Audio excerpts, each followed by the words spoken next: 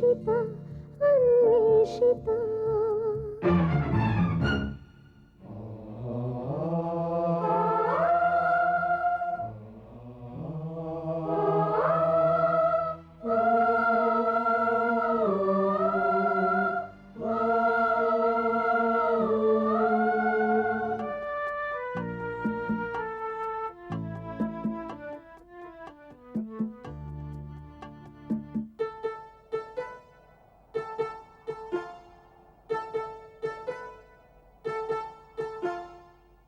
విచలించే నల్లని ముసుగులతో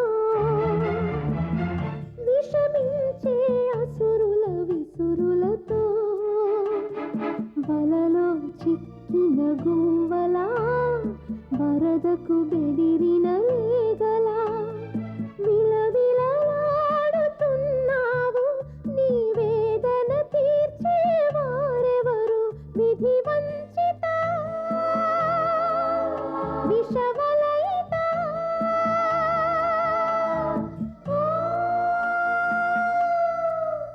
అన్వేషిత అన్వేషిత అన్వేషిత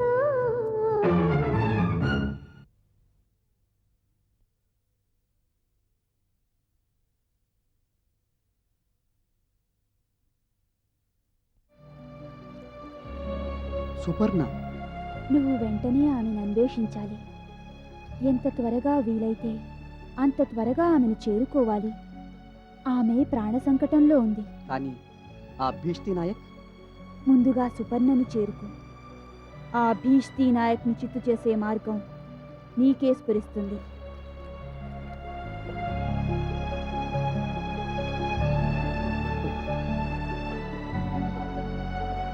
అనిరుద్, అనిరుద్, అనిరుద్, వేకప్ అనిరుద్, అనిరుద్.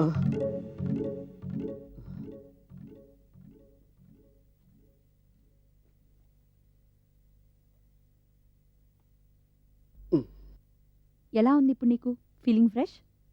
దాదాపు 2 గంటల పాటు నిద్రపోయావు నువ్వు. అలాగే నిద్రపోనిద్దాం అనుకున్నాను, కానీ నీ వే ప్యాటర్న్ డెల్టాలోకి వెళ్ళిపోతుంటే కంగారు పడి నిద్ర లేపేశాను. Are you all right? I'm all right aunty. Sure? ఇందాక నిద్రపోతుంటే మళ్ళీ ఆ సంగీతం వినిపించిందా? Did you have any extraordinary experience? ఏమైనా కలలు వచ్చాయా? లేదంటీ, నాకు కలలేమీ రాలేదు. హాయిగా నిద్రపోయాను.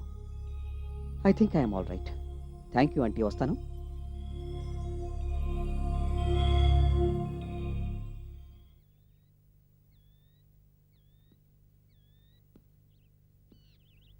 ఇలాంటి సమయంలో మీ మమ్మీ డాడీ కూడా సిటీలో లేకపోవడంతో నువ్వు పూర్తిగా ఒంటరివాడు అయిపోయావు.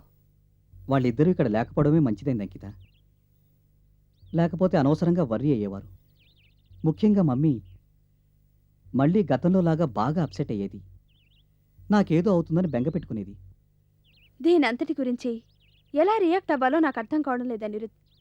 మొన్నటిదాకా ఎంతో హ్యాపీగా నార్మల్గా ఉన్న నీలో ఇంత పెద్ద మార్పు రావడం ఏంటి చెప్పు? ఉన్నట్టుండి నువ్వు ఇలా క్షుద్రశక్తులని, విచ్ కల్ట్ అని, ఎక్స్ట్రాడినరీ థింగ్స్ గురించి మాట్లాడుతుంటే నాకు మతిపోతోంది. అసలు ఈ క్లారా ఎవరు? అంకిత, కంటికి కనిపించే ఫిజికల్ వరల్డ్ ఒక్కటే కాదు, కంటికి కనపడని ఎన్నో లోకాలున్నాయి. క్లారా యాస్ట్రల్ వరల్డ్కి చెందిన స్పిరిట్ గైడ్, ఉత్తమ స్థాయికి చెందిన ఆత్మ.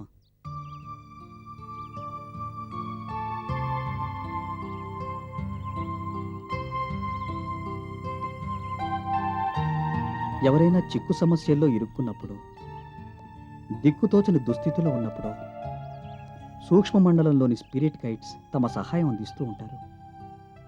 సాధారణంగా స్పిరిట్ గైడ్స్ పిలిస్తే కానీ పలకరంటారు. కానీ స్ట్రేంజ్, నా విషయంలో క్లారా తనంతట తానే వచ్చింది. నా చిన్నప్పటి నుంచి ఇప్పటి వరకు జరిగిన విషయాలన్నీ తనకు తెలిసినట్లుగా మాట్లాడుతుంది.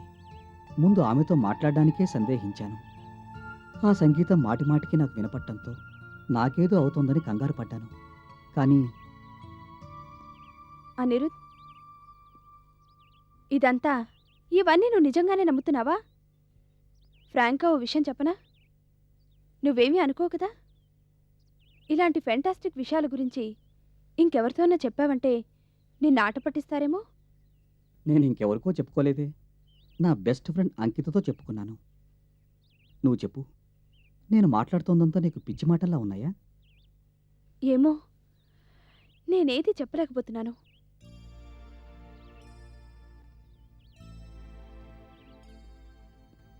అంకిత, ఇప్పటికి దాదాపు 100 ఏళ్ల క్రితం రేడియో తరంగాల్ని గుర్తించారు. అలా గుర్తించి వాటిని గురించి సైంటిఫిక్గా ఫార్ములాలేవో వేసి ఫిజిక్స్ పాఠంలా చెప్పకముందే రేడియో తరంగాలున్నాయి. కాబట్టి సైన్స్ గుర్తించినా గుర్తించకపోయినా రేడియో తరంగాలున్నాయన్నది ఎప్పటికీ వాస్తవమే. ఇది కూడా అలాంటిదే. యాస్ట్రల్ వరల్డ్ ఉంది. అందులోకి యాస్ట్రల్ బాడీతో ఎవరైనా స్వేచ్ఛగా విహరించి రావచ్చు. అక్కడుండే స్పిరిట్ గైడ్స్, శ్వేతాంబరధారులు, మండలాధీశులు ఈ లోకంలో ఉండేవారికి సాయపడాలని ఎంతో ఉత్సాహంగా ఉంటారన్నది కూడా వాస్తవమే. అయితే వీటన్నింటి గురించి ఏదో ఒకరోజు అందరూ ఒప్పుకునే సైంటిఫిక్ ప్రూఫ్ కూడా దొరుకుతుంది. అయినా అంకిత, దీని గురించి నిన్ను కానీ మరి ఇంకెవరిని కానీ ఒప్పించడానికి ప్రయత్నించడం లేదు. నాకు ఏది కరెక్ట్ అని తోస్తుందో అదే చేయబోతున్నాను. అయితే నీ స్పిరిట్ గైడ్ క్లారా చెప్పినట్టు ఎవరో అమ్మాయి నీకోసమే పుట్టిందన్న విషయం కూడా నువ్వు నమ్ముతున్నావా అనిరుద్? అంకిత, నేను ఇంతవరకు ఎవరికీ చెప్పని విషయం ఒకటి నీకు చెప్పనా? బాగా కావాల్సిన వ్యక్తి ఒకరు నా కోసం పరితపిస్తోందని, తనని వెంటనే కలుసుకోలేకపోతే ఈ జీవితమే వ్యర్థమని, ఇలా మాటల్లో చెప్పలేని భావాలేవో ఎప్పటినుంచో నన్ను కలవరపెడుతున్నాయి.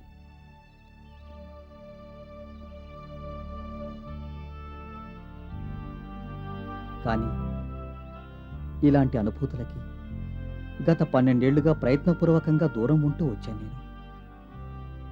ఇలాంటి ఆలోచనలు నాకెందుకు వస్తున్నాయని విశ్లేషించలేదు సరికదా. ఎప్పటికప్పుడు వాటిని పక్కకు తోసేవాణ్ణి. అలాంటిది ఇప్పుడు క్లారా చెప్పిన విషయాలు ఎన్నేళ్ళు నా మనసు అట్టడుగు పొరల్లో తొక్కిపట్టిన అనుభూతికి మళ్లీ జీవం పోసాయి. ఆమె మాటలు ఇన్నాళ్ళు నాలో సుళ్ళు తిరుగుతున్న భావాలకి భాష్యం చెప్పాయి. ఇప్పుడు క్లారా చెప్పిన నా ప్రాణసఖిని, నా సోల్మేట్ని కలుసుకోవడమే నా జీవిత ధ్యేయం. That is my burning desire. ఇంతవరకు చూడనన్నా చూడని అమ్మాయి కోసం ఇంతగా. కానీ అనిరుద్, ఆ అమ్మాయి ఎవరో, ఎక్కడుందో ఎలా తెలుస్తుంది నీకు? చెప్పలేను. అయితే త్వరలోనే ఆమెను కలుసుకుంటానన్న నమ్మకం ఉంది నాకు. కానీ నిద్దట్లో చూసిన దృశ్యం తలుచుకుంటుంటే కొంచెం వరీటిగా ఉంది. నా సోల్మేట్కి ఏదో ప్రమాదం సంభవించబోతోంది. ఆమెకు ప్రాణగండం ఏర్పడింది. ఎవరి మూలంగా? ఎవరా శత్రువు?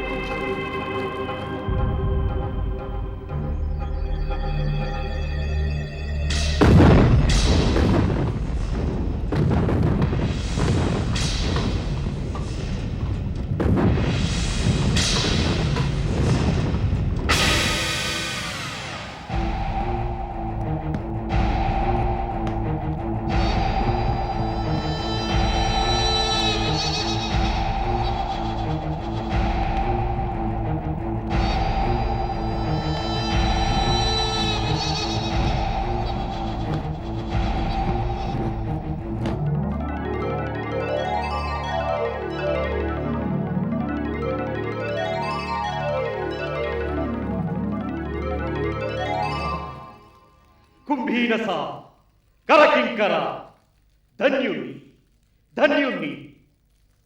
ప్రపంచంలో నీ సామ్రాజ్య స్థాపనకై కంకణం కట్టుకున్న ఈ ప్రియభక్తుడికి నీ అద్భుత సంకేతాన్ని అందించావా? పుష్కరం క్రితం నీవు నిద్రకు ఉపక్రమించగానే విస్ఫోటించిన ఆలయానికి దీటైన మరో ఆలయాన్ని పునర్నిర్మించమని ఇలా సూచించావా? 121 సంవత్సరాలు కొనసాగవలసిన నీ సుఖనిద్రను మానుకొని మేల్కొనాలనుకుంటున్నావంటే నీ అభిష్టమేమిటో నాకు బోధపడింది. చిమ్మ చీకటిలో కాలడివిలో దిక్కు తెలియని వాడికి ఆకాశాన మెరిసిన ఎర్రటి మెరుపు మార్గం సూచించినట్టులా నీవు తలుక్కుమని ప్రసాదించిన ఈ స్ఫూర్తి నా బలసిద్ధికి రాజ్యమార్గమెటుందో సూచిస్తోంది. అయితే రసాతల నాయక, కాలమెరుగని నీ అమోఘ చరిత్రలో ఏనాడు ఇలా జరగలేదు. నాకన్నా ముందు చాలా మంది మహామాంత్రికులు నీకు తమ సేవలను అందించారు. కొందరు నాలా మూర్ధాభిషిక్తులు కూడా అయినారు. కానీ నీ సుఖనిద్రను మానుకొని ఇంత సత్వరమే పునర్దర్శనమిస్తావని ఎవరితోనూ అనలేదు నీవు. కేవలం నాకే అద్భుత అవకాశం ఇవ్వబోతున్నావంటే నా పైన నీకున్న ప్రత్యేకమైన అభిమానం, విశ్వాసం వెల్లడవుతుంది. ఇక జాప్యం చేయరాదు.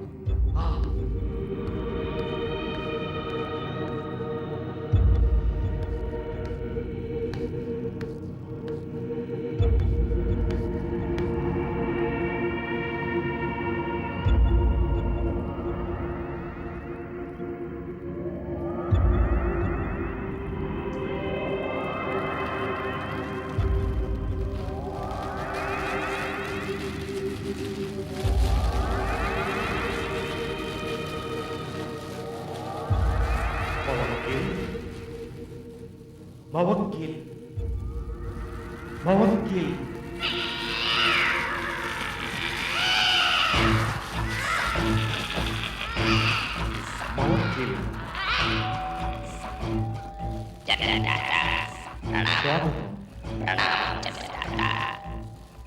అగ్నిజ్వాలల్లోంచి నన్ను ఉద్భవింపచేశావు. అఘోరమైన నీ మాయాజాలంతో నన్ను ఉద్భవింపచేశావు. సకల వేళ విశేషాలలో నీకు లోబడి ఉంటాను.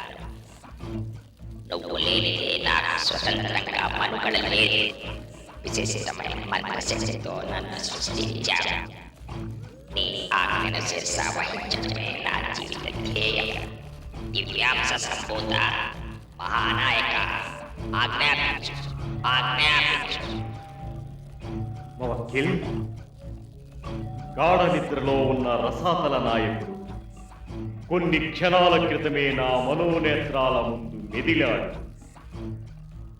121 సంవత్సరాల గడువు పూర్తి కాకపోయినప్పటికీ మహావిప్లవానికి నాంది పలికేందుకు మేల్కొనదలచాడు. అయితే ప్రచండ శక్తిమంతుడైన కరకింకరను వేళ కాని వేళ మేల్కొలపడం సామాన్యమైన విషయం కాదు. కరకింకరకు ప్రశస్తమైన కానుకను సమర్పించుకోవాలి. మహోత్కృష్టమైన ముడుపు చెల్లించుకోవాలి. బలి, కన్య బలి. ఆది భౌతిక లోకం నుంచి ఈ మానవ లోకంలోకి వచ్చి వాలిన ప్రత్యేకమైన వాయుత్వ కన్యని రసాతల నాయకుడికి బలి ఇవ్వాలి.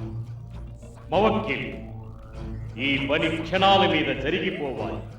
వాయుత్వ కన్య ఎవరో, ఎక్కడుంటుందో కనిపెట్టడం నా అనుచరులకు సాధ్యపడం. కానీ నీకు ఇది సుసాధ్యం. నీ శక్తియుక్తులు సామాన్యమైనవి కావు. మనోవేగంతో నువ్వెక్కడికైనా వెళ్ళొచ్చు. ఆవశ్యకతను బట్టి ఏ మానవ శరీరంలోనైనా ఇట్టే ఆవహించవచ్చు. వెళ్ళు మవక్కిల్, వెంటనే నీ అన్వేషణ ప్రారంభించు. ఎక్కడైతే అగ్నిజ్వాలలు ఉవ్వెత్తున లేస్తాయో అక్కడికి రెప్పపాటులో చేరుకోగలం. మహానాయక ఆజ్ఞ ఆజ్ఞ.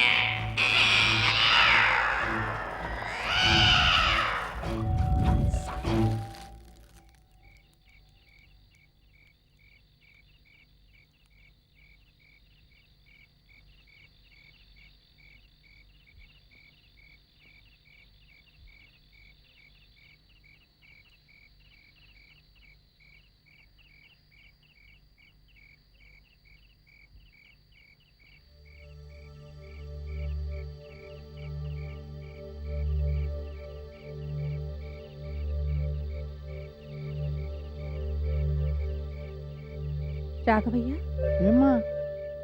ఏమిటా కట్టెలు? ఏం లేదమ్మా, రాత్రంతా బాగా చలిమంట వేసుకుందామని. గేటుకు తాళం వేసావా? వేశానమ్మా. డాడీ ఊళ్ళో లేరు, తెలుసు కదా? తెలుసమ్మా. మీకు తోడుగా పడుకోవడానికి మా ఆవిడ్ని పంపమంటారా? వద్దులే. రాఘవయ్య, స్వామీజీ ఈ మధ్య నీకేమైనా కనిపించారా? స్వామీజీనా? చాలా కాలం అయిందమ్మా అతన్ని చూసి. లోగడ మన ఇంట్లో రామ్ సింగ్ పనిచేసేవాడు కదా, అతని కోసం వస్తుండేవాడు. రామ్ సింగ్ ఇప్పుడు ఎక్కడున్నాడు? అతని ఇల్లు ఎక్కడా? అక్కడెక్కడో మియాపూర్ అవతల ఉందమ్మా. ఏమ్మా, కబురు చేయమంటావా? ఓసారి వచ్చి నాతో మాట్లాడమను.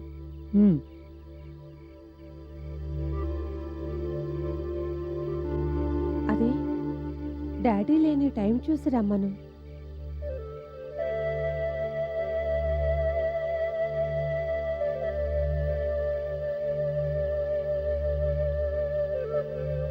అమ్మగారు, మీరు వెళ్ళి పడుకోండి, ఏం భయం లేదు. రాత్రంతా మేలుకొనే ఉంటాను.